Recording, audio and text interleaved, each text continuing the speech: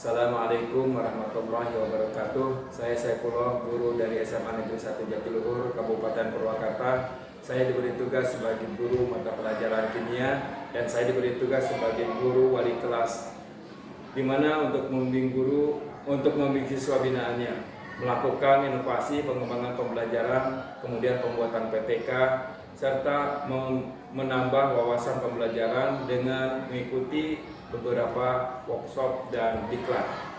Mimpi saya adalah ingin menjadikan SMA Negeri 1 Jatiluhur menjadi sekolah yang unggul dan berprestasi dan berwibawa serta berkualitas dan berkarakter, kreatif, berguna bagi masyarakat serta menciptakan alumni yang berkompetensi, dapat memberikan kontribusi bagi Jawa Barat untuk meningkatkan mutu pendidikan dan menuju Jawa Barat lahir batin dengan kolaborasi dan inovasi. Demikian yang dapat saya sampaikan sebagai video profil dari saya.